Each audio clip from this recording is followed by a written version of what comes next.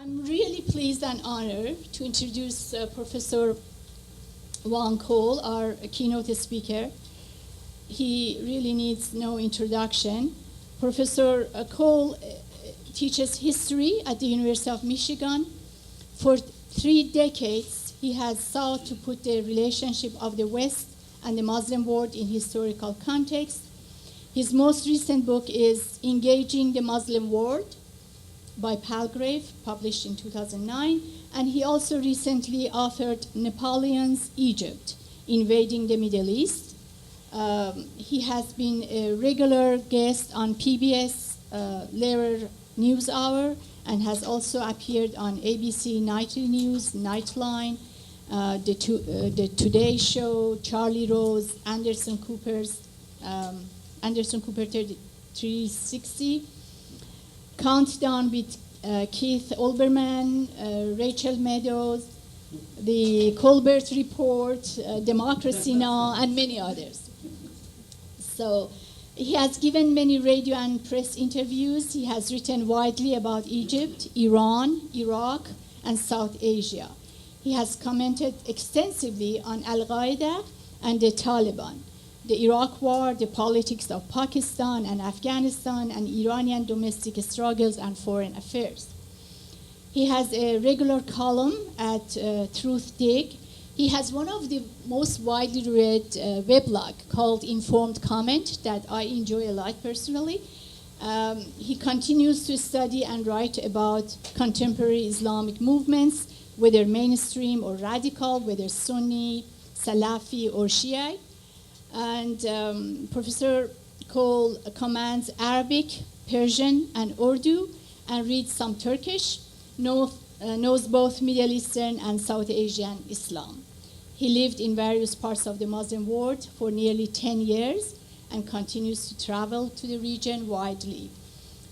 He founded and directed Middle Eastern and Islamic Studies at University of Michigan.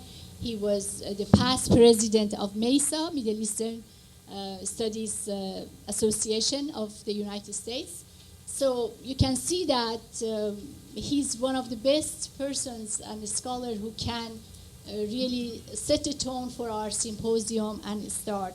So we are very grateful and pleased that he has accepted our invitation. I want to talk today a little bit about pedagogy, and it is one of the odd things about our profession as academics that a lot of what we do in life is pedagogy. We teach. We teach a lot of students, and we spend a lot of our time preparing lectures and teaching. But unless you have a lot to do with a school of ed or something, you're mostly not taught much pedagogy, and you kind of have to learn it yourself. And of course, the wonderful thing is that is the interactivity of the classroom is such that the students will let you know. With regard to the Middle East in particular, here are some problems that I have encountered and I think are widespread.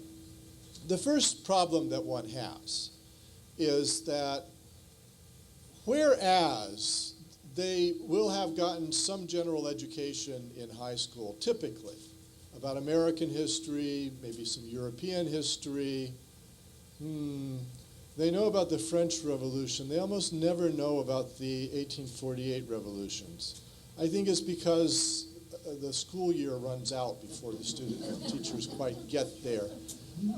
And then it's not as related to, the French Revolution is kind of related to the American one, whereas the revolutions of 1848 are not. So there's a problem of general culture, that the students don't come to the class having been exposed in a serious academic way to the study of the region. So we're constantly facing this problem that there's not very much general culture that the students bring to the class. So you really have to assume you're starting at zero, unless you're teaching an advanced class of students who've already had these courses. The United States is a big island. It's an enormous island that's 3,000 miles across and 2,000 miles from top to bottom.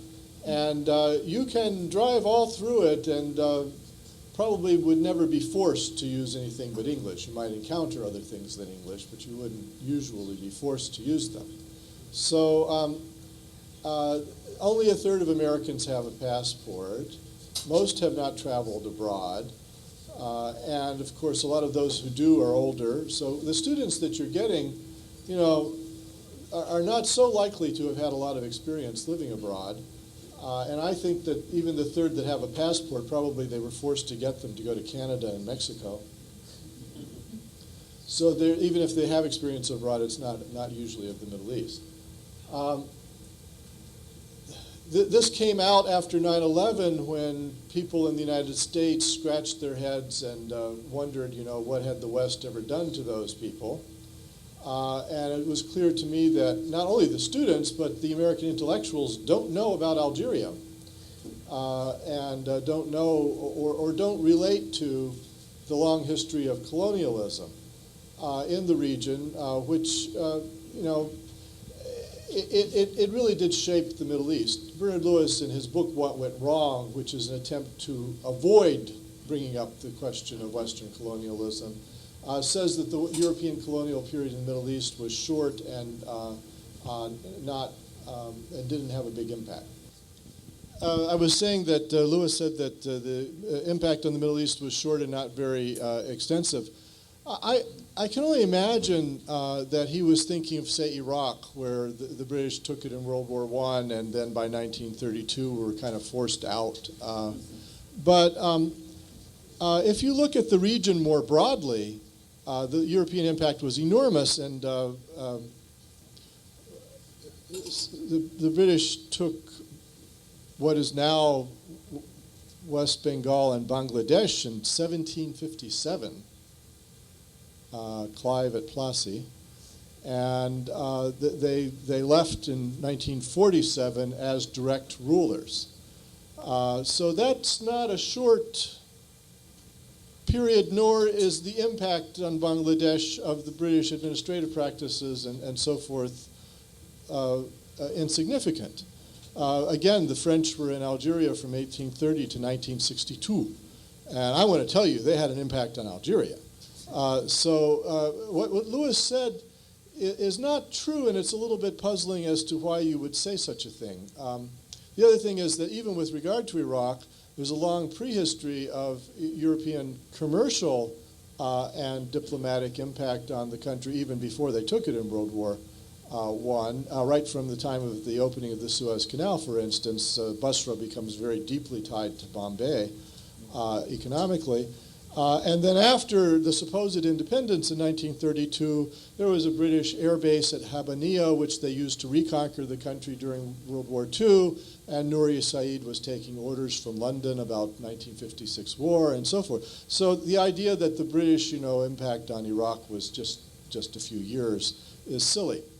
And I mean, I think it's propaganda, quite frankly. I mean, I think the only reason you would say such a thing is that you were trying to pull the wool over people's eyes. But it's easy to do because the American public doesn't come to this subject knowing these things, and don't easily become convinced that it has anything to do with us. I can remember I gave a talk in Washington, and there were sort of federal employees there of various sorts, some of them with last names and some of them without. And after I gave the talk, one of them came up to me and was very exercised, and she said, "You mean we're taking the blame for French colonialism?" And I said, "Well, you know, the world is not fair." And again, the students then don't come with a strong sense of the geography of the place. There was that hapless young woman who, from Miss Teen USA South Carolina a few years ago, who became a laughingstock because in the substantive question they asked her why is it that the American public can't discern Iraq on the map, doesn't know the difference between Iraq and other countries, and she said, well, it's because they don't have maps. Well, you could make the case they don't know where Iraq is because they don't have maps. Of course, now with the web, you could look it up. But next slide. Then, for those of us who know the region and who are trying to teach it, it's really important to keep in mind that even just phonetic issues are a problem in teaching. The students can't hear the words. Their minds are not ready to receive that phonetic information. And moreover, we tend to pronounce the words as they are pronounced in the original languages if we're specialists, and they especially can't hear that. When I first started going on PBS Lehrer NewsHour talking about Sistani, I called him Sistani. And I got email that they couldn't understand what I was saying, so I have to say Sistani. But that's something to keep in mind, that the students can't hear the names. They're not primed to hear them. And it's not, for us in the Middle East, it's not so strange. I remember when I first went to India in 1976, I would meet people and they would introduce themselves.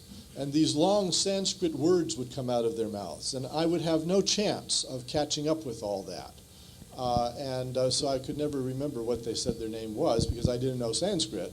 And it's the same thing with Chinese and so forth. So, of course, PowerPoint is good for this. I mean, I know a lot of people don't like PowerPoint, and you don't have to use that particular program. But being able to show them the name, and I like to put a name and a picture, and maybe that's all on the slide, because we put too much information on slides, and then they try to write it all down, which is unrealistic. But a name and a picture, there's a world of difference between saying Sistani and showing him, and then having it written out. So we need to keep these things in mind. And I try to teach them a little bit about, say, if I'm teaching the Arab world, naming practices in the pre-modern period. So when we talk about Wahhabism, I give them the example of Muhammad ibn Abdul Wahhab al-Najdi, Sahib Kitab al-Tawheed. So, but I tell them, Muhammad is the personal name, and he's the son of Abdul Wahhab, and you can't call him Wahhab, because Wahhab means the bestower, the generous. It's a name of God. So it's like calling him God. It has to be Abdul Wahhab, the servant of the bestower. And moreover, it has to be Ibn Abdul Wahhab, because it's his father, it's not him. So E.G. Browne, the great British Orientalist of the early 20th century, has a review essay of some pundit who kept going on about Wahhab did this and Wahhab did that. And the point was made a century ago, but it still holds. And then he's from Najd, so I give them the example of the Nisba of place, the place name. And then he's known as the author of the book of monotheism.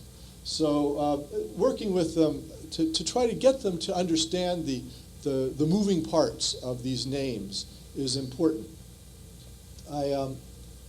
When I teach Iranian history, you have all of those court names, and they're frightening. The great Sufi Al-Ghazali had this feeling about the Greek names in Arabic, Aristoteles, and he called them al-asma al-ha'ila, the frightening names.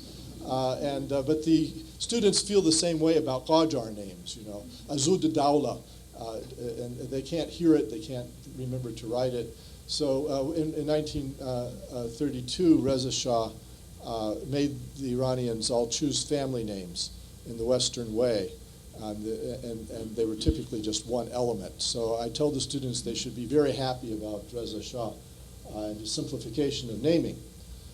Then I have them do map work and population statistics because they don't know where these places are. And it's strategically important if you teach any military history at all or something. Why could the early 19th century ruler of Egypt, Muhammad Ali, why could he so easily invade Arabia and defeat the Wahhabis there? Well, you have to know about Egypt's abutting the Red Sea. And they don't necessarily come to class knowing these kinds of things. And I try to get them to work on population statistics too.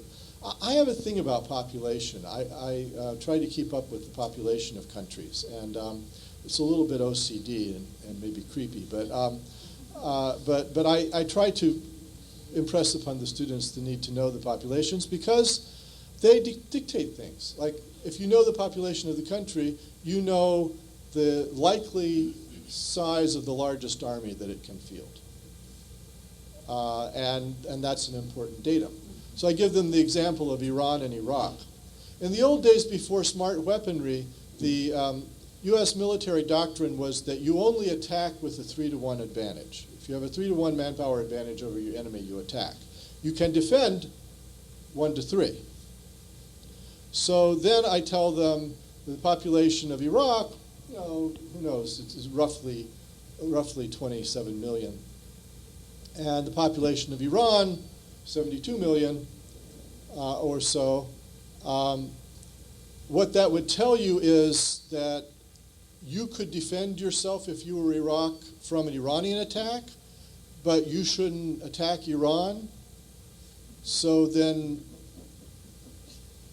September 1980 looks particularly foolish in this light. But none of this makes any sense unless you know where the two countries are, that they're contiguous, and what their relative populations are. Next slide. Well, I started by saying that we have the problem of the blank slate, that they don't know about French Algeria and they don't know about British Egypt, but then they do know a lot about things that are incorrect, and they bring to class all kinds of stereotypes and preconceptions. And the 24/7 media, not only the cable news, but also now you have social media and so forth, purvey stereotypes and color their views.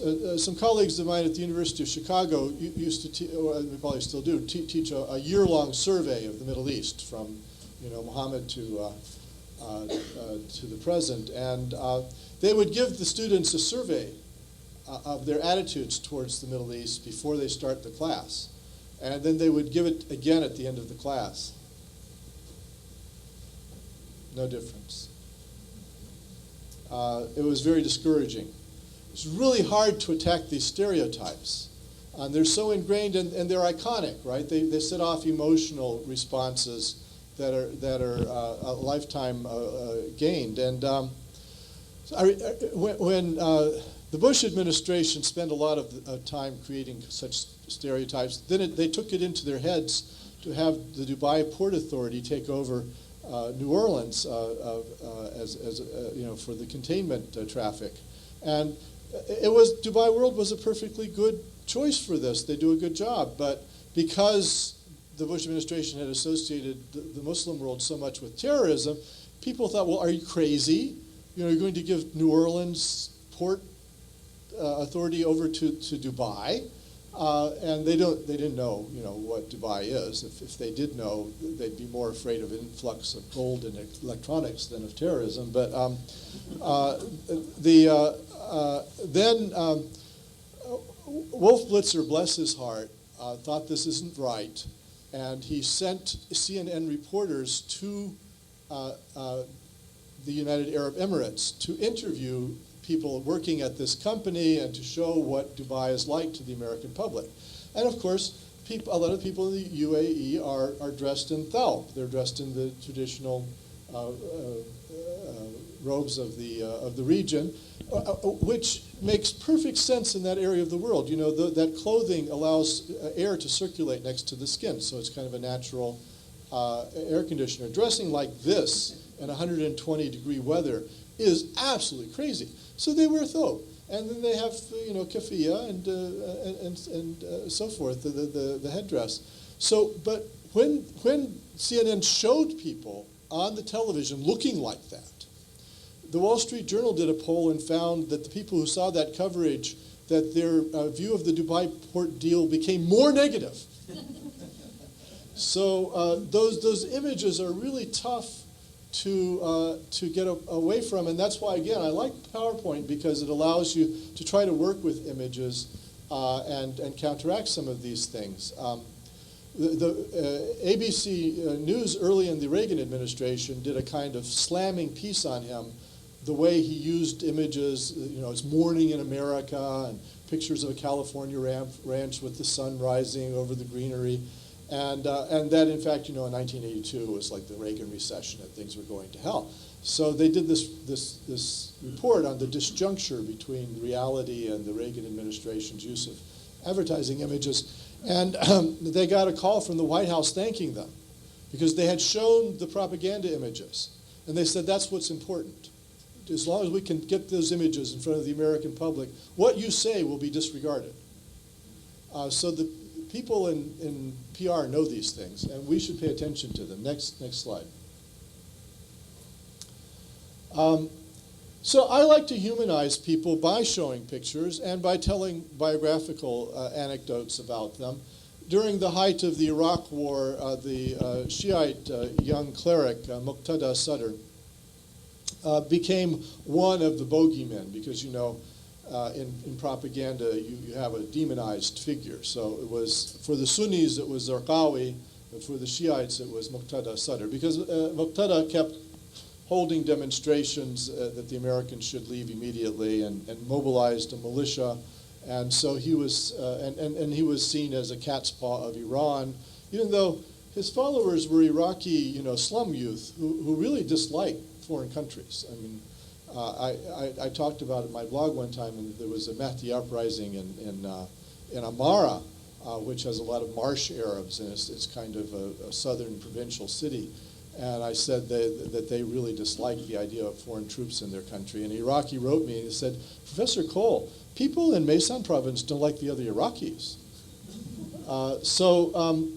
Muqtada and his Mahdi militia was demonized. And if you look at the language around him, he's always called fiery and radical and so forth. But opinion polling showed that the majority of Iraqis wanted the U.S. troops out of Iraq all along. It fluctuated 70% or 80%. The positions he was taking were not radical in that regard. But the way that I tried to humanize him was to tell the story of his father, who had emerged as one of the two major candidates to be the leading Shiite authority for Shiites in Iraq and elsewhere in the Arab world, and how his father had defied Saddam Hussein, held Friday prayers even though Saddam didn't want the Shiites gathering in large numbers, and was instructed by secret police to sit down and shut up in 1998. And the next week, he mounted the pulpit and preached in a burial shroud as Muhammad Sadiq al-Sadr, Muqtada's father, made some derogatory comments about the medieval caliph Mutawakkil, which was a reference to Saddam. Mutawakkil was hard on the Shiites, and so was Saddam. And so the next week, he was driving home from his office with his two elder brothers, and they were machine gunned down. The car was machine gunned. They were killed. And Muqtada had to go into hiding. He was young at the time. And then when the Americans came to arrest him in early April of 2004, he went underground and launched an uprising. And I just say, if you know his family history, if somebody comes to you from the secret police, that's stage one. Stage two is the machine gun fire. So I said, he's not likely to trust in a rule of law or due process. If you go after him, he's going to hit back as hard as he can. But I found that once they knew the biography of Muqtada, once they started to understand his motivations, it's not a justification for anything Muqtada did, and that's one thing we have to watch for, is we don't want to be interpreted as justifying anything. But it becomes more humanizing. And I always tell the story about Muqtada to the undergraduates that he's not a great scholar, let us say. And he also was not known in Najaf for hitting the books a lot when he was young. And so he liked to play video games. And in Najaf, he was called Abu Atari. And you know, you tell an anecdote like that, which connects to the lives of the undergraduates, and I have to update. I don't know if they know what an Atari is anymore, but you know, you get them on your side. At that point, you have them. Well, the point of the slide is only that they haven't seen these places. I said the introductions are good. So they haven't seen these places, and they often have these Hollywood sort of images of them in their minds. So I like to show them videos of the place, and in the context of a lecture. So I was just going to show you a video on Beirut nightlife and people cruising on Jamaica Avenue and so forth, and acting like, you know, ordinary people do. Because that kind of thing gets through to them that they're not dealing with complete aliens. Next slide. I like to tell some personal anecdotes, and I found in the student evaluations that they love to hear about your experiences in the Middle East, at least briefly. I think they wouldn't want to hear a lot about you all the time, but every once in a while, if you inject a personal experience, they like that. And they always, the ones, my most popular lectures are always ones in which I have a bit role in them. So when I tell them about the Lebanese Civil War, well, I lived in Lebanon in the early years of the war, and I tell them what I saw, what I experienced, and they absolutely love that. And at least that's what they say in their evaluations. And sometimes you can get through to them about culture, because one of the things we're trying to teach them is, you know, human beings are pretty similar around the world. In fact, the evidence is we all laugh, we all smile. We're a young species. Homo sapiens sapiens is, you know, it's probably 100, 120,000 years old, so there hasn't been time for much differentiation. And what differentiation there is very minor.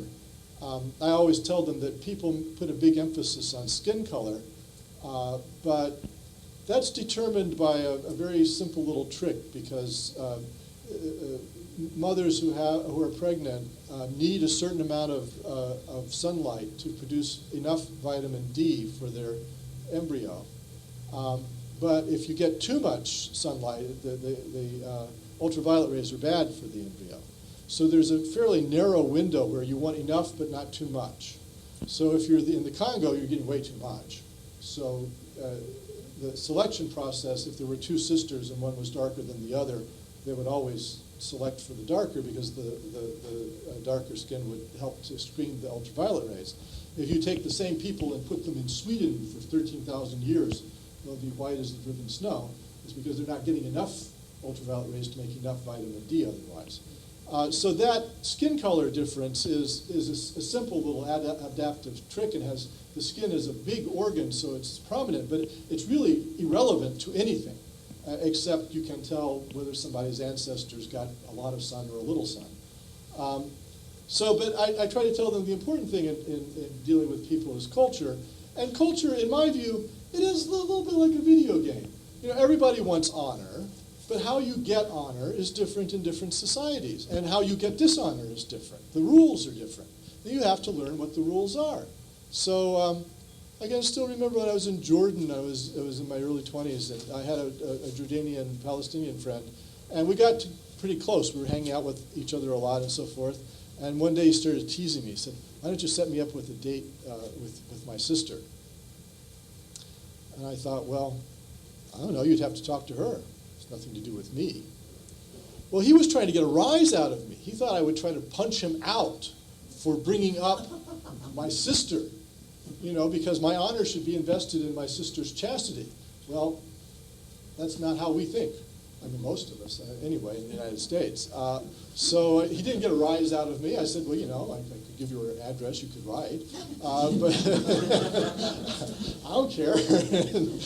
So he was extremely puzzled as to why didn't I have any sense of honor at all. It was without any ghera. Then one time I was in class in Jordan, and I was taking Arabic 101 with the other students, and somebody gave a class presentation, one of my friends, and he did a good job. So I said, A-okay. So he came to me afterwards. He was upset. He said, why did you want to beat me up? I said, what do you mean, why would I want to beat you up? He said, you said, hadrabak, I'm going to hit you. In Arabic, that gesture means something else. Or when I was in Beirut, I would know people, and sometimes, as a single young man, sometimes they invite you over with the family, and they're being hospitable, and they would give you food. And they would keep putting food on your plate, and I didn't want any more food. I'd eaten enough, but I didn't want to tell them no. I didn't want to insult them, but they kept filling up the plate. So finally somebody drew me aside and said, leave a little bit on the plate. If you completely clean the plate, that's a signal that you want more. And whatever you say with your mouth would be clearly, denied by the clean plate in front of you. So if you leave a little bit there, that's the signal you don't want any more food. Well, they have to understand that, and some of them are going to travel in the region and so forth, that these rules are different and they do exist, and you can find them out, and then you can learn how to mobilize them. Maybe not perfectly, but people appreciate that you made the attempt. Next slide. One of the ways, and this is maybe the most important point I will make here today. Long pauses forced them to concentrate. Which is that a lot of what's controversial in Middle East studies and a lot of the obfuscating rhetoric around the Middle East has to do with what might be called ontological approaches. So George W. Bush, whenever he talked about Saddam, he would say, it's good we overthrew him, and they would ask W, they would say, but you didn't find any weapons of mass destruction, Iraq hadn't attacked us, how could you justify all this? He said, well, Saddam's evil. And I think a lot of Middle East rhetoric around the Middle East and the United States is like that. It's ontological, it's about what somebody is like. And you get this, of course, with the Arab-Israeli conflict. Hamas is evil because X, in the Detroit area, I have Arab American students, and they would do the opposite thing with Netanyahu. So what I try to get them to do as a historian, and being a historian, this would be my approach, is to see these people as actors. I won't say rational actors, I'm not a rat choice person, but nevertheless, they have motivations for what they're doing. People don't act without motivation. And the mainstream discourse that you find on the press and in people's conversation often does assume that they're a little bit crazy, that they're acting without any obvious motivation. And if you contextualize their actions and you get the students to ask why, then you can sidestep a lot of the crap. If you ask, why did Saddam Hussein invade Kuwait in August of 1990? Then whether he's evil or not doesn't come to the fore in any answer to that question. And if somebody said because he's evil, it would obviously be apparent it would be immediately apparent to the whole class that this person is not being serious. So then I would take them through the reasons. They came $70 billion out of debt, out of the Iran-Iraq war in debt. They had shortfalls. Price of petroleum had collapsed in 76, 77. In 86, 87. Just going through the various reasons whereby, Iraq was strapped, it needed resources, and so it was a bank robbery.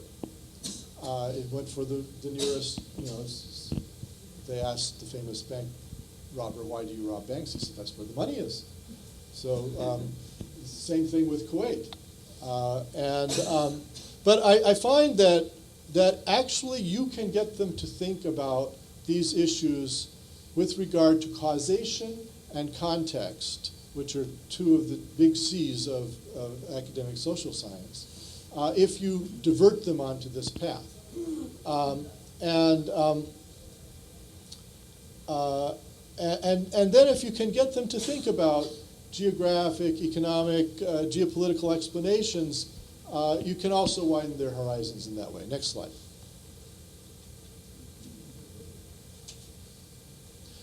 And then another example I give is that the violence in Afghanistan is most often blamed on the rise of radical Islam in this country. And I take them back to the 1980s when Afghanistan was under Soviet military occupation. Now, Afghanistan was, had a few Muslim Brotherhood types back in the 1970s, partly as a result of Muslim Brotherhood proselytizing. But it wasn't a hotbed of Islamic radicalism or anything. And I take them through the 80s and show them that under the Soviets, probably 1 million Afghans died. The Soviets engaged in a very brutal ethnic cleansing campaign because they couldn't control the countryside, so they would just destroy the villages. Typically in wars, the wounded are 3 times the dead. So you had 1 million killed, you probably had 3 million wounded. And of course, enormous numbers of mines were placed in Afghanistan. So there's that film, Kandahar, the Iranian film, that shows the Afghans hopping around bizarrely on one leg because so many people lost a foot to the mines. 3 million were displaced to northern Pakistan by that war. And many of them lost family members. There were a lot of orphans amongst them, widows.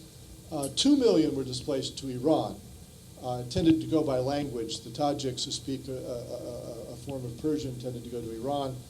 The Pashtuns tended to go to Pakistan. And there were 2 million internally displaced people. Well, this was a country at the time, 16 million. The vast majority of people were killed, wounded, or displaced, and lost their property, their family members, and so forth. So how would that maelstrom, which must be the worst thing that happened to any country in the 20th century, I mean, as a whole. Maybe Cambodia was as bad. I don't think so, though. I mean, they lost about 1/6 of their population, so the proportion of dead was larger. But I don't think as many people were displaced. In any case, it's up there on par with Cambodia anyway. How would you have such a thing and not have social dislocations and radicalisms of various sorts and so forth? I mean, this is an extremely wounded society. And it wasn't wounded at any fault of its own. It came out of the Soviet invasion and occupation of the place. So I say, is radical Islam the cause here, or is it an epiphenomenon? Is it being caused by this kind of dislocation? And I point out a lot of the Taliban were orphans, and they were refugees in Pakistan, and they went to those seminaries, and they established a kind of esprit de corps. I don't think they knew very many women.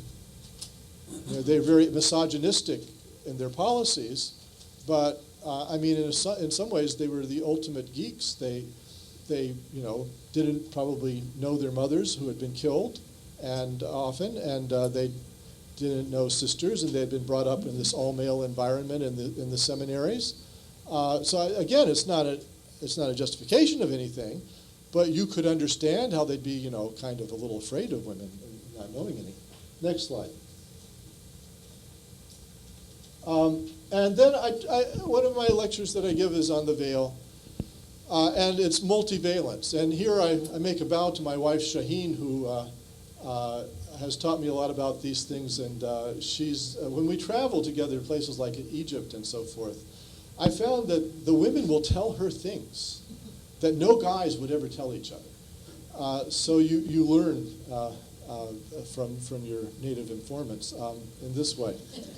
But what struck us, both my wife and myself, I think, is how many meanings and how many uses the veil had in a place like Egypt. So I think one young woman confessed that she would veil completely in order to go meet her boyfriend. And you see sometimes couples sitting along the Nile on those benches, and the girl is completely veiled, and she's sitting with a guy. And of course, you know, one of the good things about it is that it makes you anonymous, so nobody can go back and report to her father, hey, I saw her with Ahmad, because she's anonymous. Or I remember when I was in Tehran in the mid-'70s, I was staying with a family, and the young woman of the family was instructed to go buy some quick groceries, you know, basic necessities. And so, you know, ordinarily she would have had to spend an hour getting ready to go out, but she just put on a chador and went. So there was a convenience factor there. Then with regard to the spread of veiling, like in Egypt when we were there in the 1980s, I would say, I don't know, 15% of the girls covered their hair. In Egypt, they don't usually cover their face. They cover the hair. With the scarves and things. And there was kind of beginning of Islamic chic where it was a fashion and people would get status by doing it. But now it's everybody. I mean, the number of bareheaded women in Cairo was like, this summer we were there, it was 2% maybe. But one of the theories about that is that back in the 80s, not so very many women were in the public sector. Egyptian women didn't work outside the home as much. And so when the ones who went in public tended to be from a certain social class. They would tend to be well educated and from an upper class and so on. The others weren't coming out in public so much. Well, in the past 30 years, a lot of women have come into public in various ways, lower middle class women and so forth. There's a vast expansion of the university system has brought a lot of girls out into basically public space. And they have this problem then of how to mark themselves so that they're not harassed, because Cairo young men are like Italian young men. They have no manners. And women are always being harassed. So I show them this picture because let's think about this a little bit. How are those girls dressed? They've got relatively tight jeans on and Western style blouses, and that's not, I mean, those girls are not traditional. They're not coming out of villages or out of Shobra or someplace like that in Cairo, the slum areas.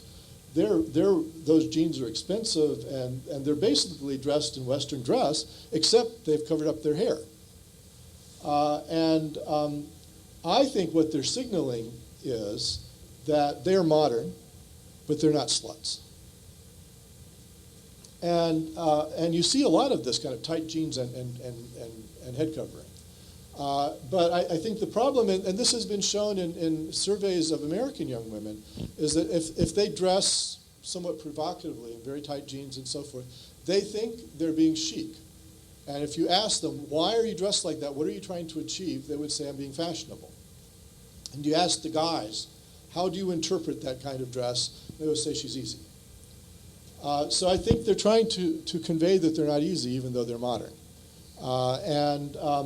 And you can see those guys back there. If I were those girls' father, I would want them wearing that veil. I mean, those are not friendly glances they're getting. Next slide. And then this is dangerous. But as I finish up the talk, I'll say one more thing about teaching techniques and so forth, which is that I try to draw analogies. And that's tough. It can backfire. You have to try some out and see how the students respond. But there are lots of things in our everyday lives as Americans which are very much like Middle Eastern phenomena, but it doesn't look like it on the surface. So the first time I tried to explain to American students about the 12th Imam, they actually burst out laughing at the implausibility of this story. That wasn't what I was going for. I wasn't trying to make fun of the 12th Imam, God forbid. So I tried to strategize the next time I told the story, and so I just made the analogy. I said, Christians believe that Jesus was resurrected and then ascended into heaven and one day will return. Nobody laughs at that. Then I say, 12 Shiites believe that as a young child, the 12th Imam went into a kind of supernatural hiding, and we can't see him anymore. He's kind of absent, but he will eventually return, just as Christians believe that Jesus will return. And in fact, of course, as we know, there are lots of sayings of the prophet and the imam that suggest that Jesus and the 12th imam, or the Mahdi, will come back together, or in the same time frame. So then I've made a breakthrough here, I think, in sort of giving them a framework for understanding what was otherwise an exotic and laughable story. So I think I'm going to, one last thing is when I talk about the early 20th century Wahhabis and the Ikhwan movement, which is very anti-technological. You know, they rioted when radio was introduced. They didn't want the king making treaty relations with Britain and so forth. It was an they call it innovation, any kind of innovation, including technological innovation, they're very suspicious of. And it's not like mainstream Sunni Islam, where the default is if it's not forbidden, it's allowed. But in the Wahhabi tradition, if it's not mentioned, then it's suspicious. So I make an analogy to the Amish, who also are very suspicious of technology and the way that it might change the quality of our lives. And they won't allow a telephone in the house, and they still insist on riding in horses and buggies. And I say, you know, the Wahhabis have gone way beyond that by now. They're in a very, very technologically advanced society. But the early 20th century Ikhwan movement, which was very anti-technology and anti-innovation, had those Amish-like characteristics. So then I think, you know, I brought the Wahhabis a little bit closer to their experience. So an analogy, again, is tricky, and sometimes you can sound like a racist, or you know, how you do the analogy matters a lot.